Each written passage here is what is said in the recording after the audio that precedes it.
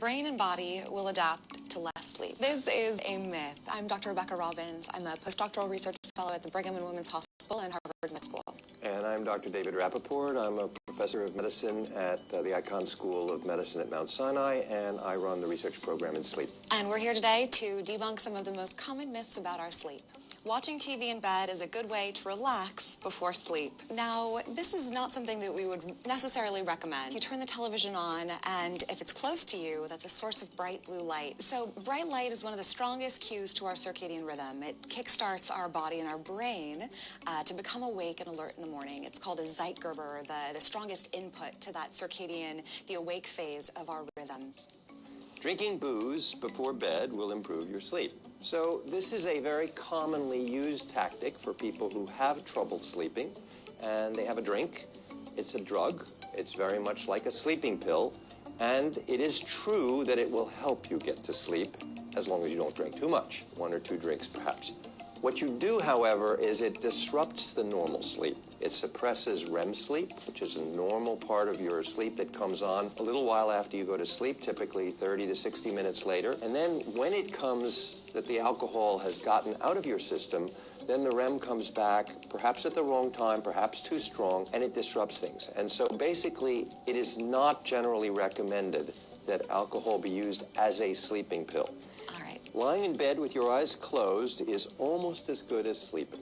I think that one's pretty definitely not correct. Sleep is a very specific process that your body goes through. The most common myth, if you will, that we got rid of in the scientific field 50 years ago is that sleep was like, taking your car and putting it in the garage and turning off the key and leaving it there, and then you come back the next morning and it just is parked. Sleep is not like that at all. Sleep is a very active process. When you go to sleep, you enter one stage. A little while later, you enter another stage. It gets progressively deeper. You then have the REM sleep, and then you wake up momentarily, and that whole cycle takes an hour to an hour and a half, and then it starts again, and it happens 3 to 5 times in a night. And if you disrupt any of that, something happens, and the next morning, you feel it. You don't feel rested. Now, we don't understand how that actually happens or why that happens, but we do know it does happen. So when you're lying in bed, none of that is happening. If your eyes are closed and you're not asleep, it just doesn't count. Next. If you can't sleep, you should stay in bed and try to fall back asleep.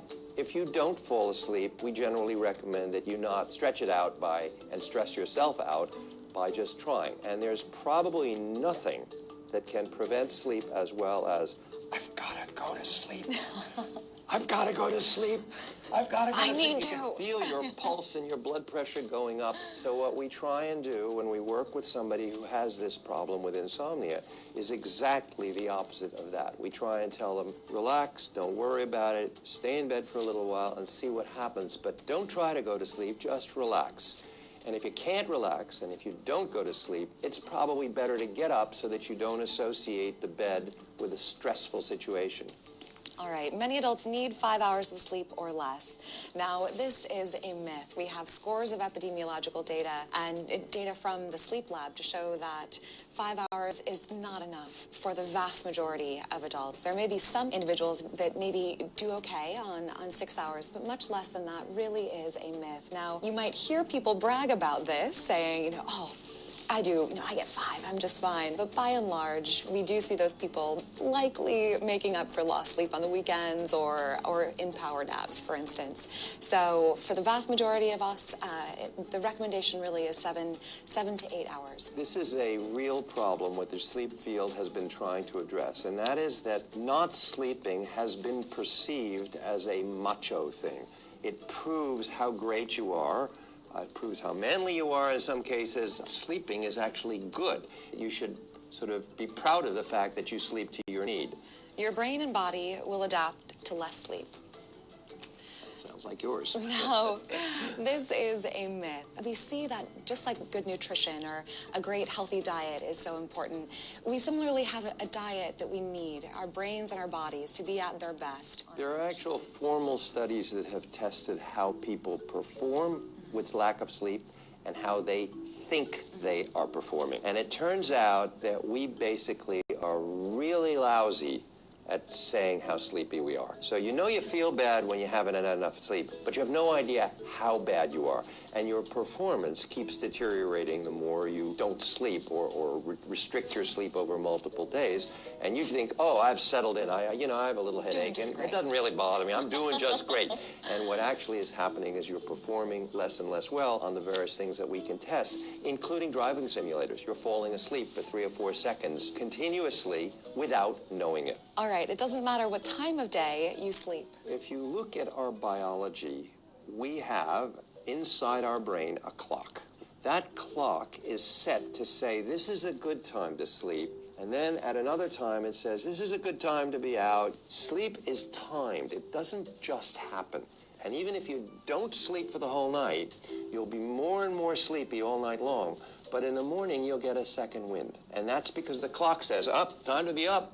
Doesn't matter that you didn't sleep. It's time to be up. As Rebecca said, we've gained an incredible ability to not abide by that rhythm. And the problem is that people think that they can get away with things that our biology just won't let us do. Nurses have been most studied for this, and firefighters and emergency workers and people who live on ships. They all pay a price epidemiologically. We've shown higher heart disease and more tendency to gain weight and a variety of malfunctions and difficulties as time goes on. You can do it, but it's going to cost you.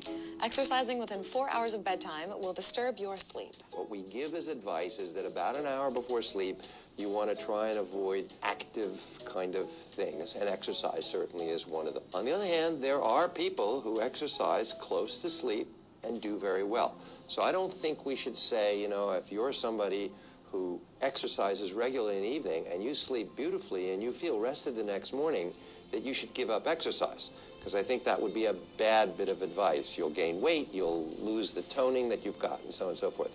On the other hand, if you haven't been doing it, I probably wouldn't start exercising at night. And if you're having trouble with sleep, that's one of the first things we look at after drugs like caffeine to try and get rid of. All right, remembering your dreams is a sign of a good night's sleep. I think that there is a huge variation in how much people remember their dreams. Some of it has to do with when you wake up. If you wake up during REM sleep, you almost always will remember dreams. Some of us don't remember anything at all about our dreams, and it doesn't seem to harm them, but it's not a true thing that just because you don't remember your dreams that you're not having good sleep. What tells you you're having good sleep is how you feel the next day. Now, if you're waking up with nightmares, that could be a simple sign that maybe your bedroom is too hot and you need to turn down the temperature, because a hot bedroom environment, unfortunately, can create fragmented sleep and cause you to wake up often from nightmares. Now, eating cheese or other food before bed causes nightmares. I don't think I'm aware of any particular food that will do that to everybody. But it's very clear that being uncomfortable will precipitate both bad sleep and waking up, and maybe even nightmares. So imagine somebody with irritable bowel syndrome who knows that whenever they eat whatever, gluten or some specific food, spicy foods, it upsets their stomach when they're awake. Well, guess what? If they eat it before they go to sleep, it'll upset their sleep, and it may show up as a nightmare. Loud snoring is annoying, but mostly harmless. Loud snoring is actually a sign that there is a blockage in your throat. The mildest form of blockage just causes vibration, noise. If you've ever, played sort of, with a piece of grass and you blow through it, you know that if you blow through a tube or a structure that can vibrate, it starts to vibrate and make noise. Many instruments are based on exactly that principle. You're creating a vibration by blowing through a partially blocked tube. So snoring is just that. And if that's all it was, it wouldn't be all that bad for you. But unfortunately, it usually isn't just by itself. And especially when, as they say on the question, loud snoring. That kind of snoring, and especially if it's associated with gasps and snorts and pauses, is actually a sign of a very common disorder called sleep apnea. And sleep apnea is when that blockage gets a little bit worse than just causing vibration and actually blocks the flow of air in. And when that happens, you're actually choking. And when that gets complete, we call it an apnea, without breathing, from the Greek. And your body defends itself against this blockage by waking up, because everything gets normal when you wake up. The trouble is that then you go back to sleep and it happens again, and it can happen every 30 to 60 seconds. Hitting snooze bar is better than getting up. We often hear that people have 2, 3, 4, or 5 alarms set up before they get up in the morning. Now, the best thing for all of us to do would actually be to practice sleep hygiene and have a consistent bedtime and actually wake up with an alarm. But of course, that's a lot harder in actuality. The best thing for us, by and large, is to set your alarm clock for the latest time that you can in the morning to allow for as much sleep as possible, but that will allow you to go about your daily routine and get to work on time. Because if we're hitting several snooze bars and waiting, I believe it's 9 minutes and then another 9 minutes, all of that incremental sleep is very rarely that. It's much more fragmented. It's very light sleep, if anything. And the majority of REM sleep is in the morning, right before we wake up. So try to protect that as best you can and set your alarm clock for the latest possible time. You can simply become a morning person. So the difference between a morning and an evening person appears to be influenced by lots of things that are probably genetic. And it's not something you can just change by training. What you can do is trick your biology into thinking that you live in Chicago, but you work in New York.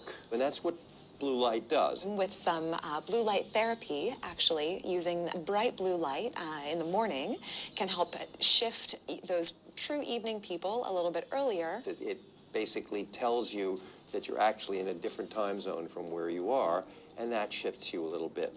So that's the approach we use when the problem is severe and there's a need for that. It's actually shifting when morning is rather than shifting whether you work in the morning. So you can catch up on sleep by sleeping in on the weekends. Now, for the vast majority of us, this is a very common practice, this kind of sleeping in. And unfortunately, in our society, we term it as this luxury, just sleep in. And that's because most of us aren't getting enough sleep during the work week. We're adding bricks into our backpack of sleep debt. Now, what sleeping in does is it sends a cue to our circadian rhythm that we're trying to change time zones. So if we extend our rising time by more than an hour, 2, 3, worse, 4 hours into the morning, you might feel better than if you got up early, but that sleep the next night is going to be compromised. Why? We call this social jet lag. Our body is trying to adapt. If you're a New Yorker, physiologically, your body thinks you're in London and you're trying to adjust to that time, so you're going to be fighting your physiology come bedtime that next night. So the best practice is to keep a consistent bedtime schedule and try to get as much sleep as you can. Now, if you do have an excessive sleep debt and you really need to pay that back on the weekends, the best way without interrupting your circadian rhythm would be to do that with a nap in the afternoon, because that's not going to change your body's physiological circadian rhythm. Boredom makes you tired even if you got enough sleep. Now, yes, it is very true that a boring meeting or lecture, especially in the afternoon, may be soporific, but if you're in that environment and sleep deprived, it is a bellwether sign that you're not getting enough sleep. So when people say, the airport, the airplane makes me tired, I get in the plane and I fall right asleep. Boredom alone, of course, is not a sleep, inducing state. Boredom is a way of unmasking your sleep tendency. We, in fact, use that in testing. We put people in boring situations and see how long it takes them to fall asleep. If they are fully satisfying their sleep need, they don't fall asleep for at least 20 minutes. Sleep is so critical to our health and our wellness and our well-being.